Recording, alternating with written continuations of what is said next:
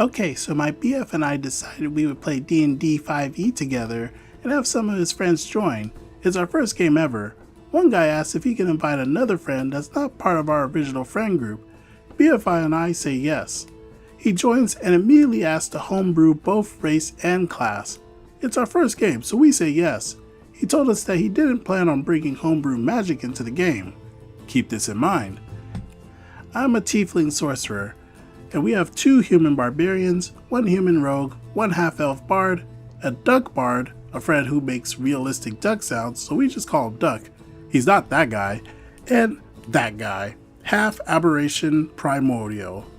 Part of our conditions to allowing homebrew was that he was supposed to share literally everything about his class so we could make sure it wasn't OP. He didn't share it and turned in his sheet 5 minutes before the game when everyone else had theirs ready to play days prior. We played on Discord. First session goes by nicely, no issues. Second session, no issues. Third session, we're in a village and consult with the priest to learn about cult activity outside.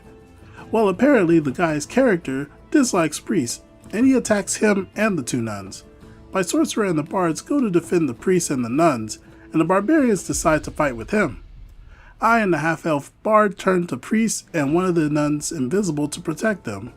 One of the nuns is still visible. Barbarian punches her in the face and doesn't do any damage. He leaves the fight because that's all he wanted to do. Our half-aberration primordial decides now is the time to break out his custom race feat. It's called Deep Hunger. He can make someone eat anything within a 200 feet radius. They have to pass a whiz save of 16. He didn't run this by the DM.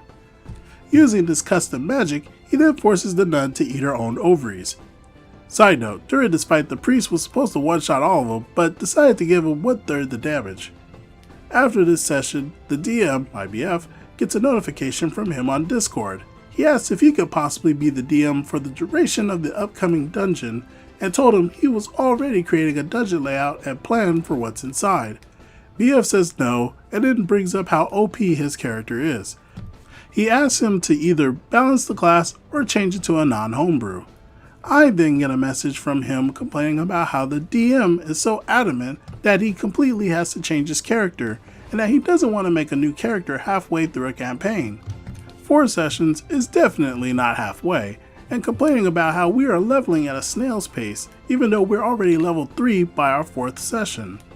I didn't really want to start anything, so I sent him a PDF of the player handbook and told him if he had any questions to ask me.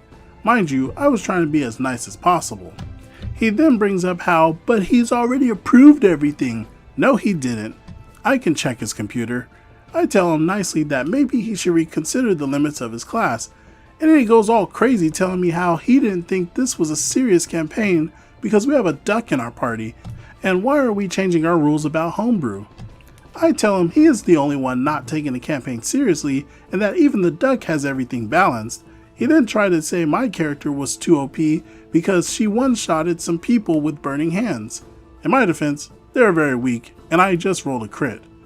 I ended the conversation and turned off notifications for him and closed our DM.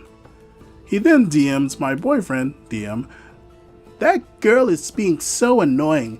Did you show her my character sheet? How did she know I was OP? That's metagaming. You should kick her out." My BF is too nice and allowed him to keep playing.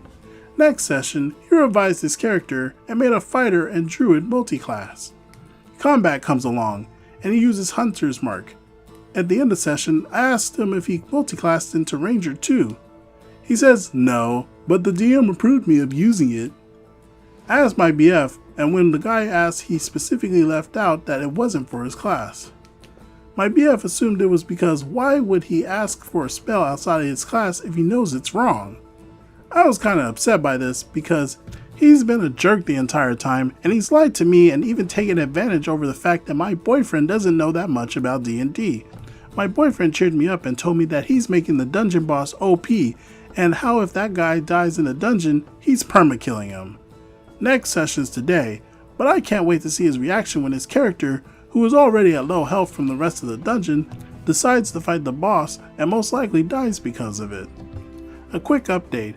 Okay, so we played with him for a while doing domestic things, and he attacks a band of knights and dies, The entire argument, he keeps saying, "How can they see me? They don't have dark vision," when the knights are elves. Then he tried to argue the DM prevented him from using a companion, which he never thought to ask about during the entire encounter. He died because he was alone attacking knights above his level, and then says, "This was all rigged." He angrily PM'd the mutual friend, and the mutual friend agrees that we can kick him, but he encouraged him to leave on his own. He ends up asking for his character to be killed off so he can leave. This story has a happy ending. Now, that guy is pretty bad for trying to get extra abilities that he shouldn't have and taking advantage of a new DM, but I also think it's pretty bad that they were planning on killing his character with an OP boss. I'm just glad that he picked on someone who wasn't his own size and ended up dying of his own choice, because I feel that if he died cheaply, they would never hear the end of it. What do you guys think?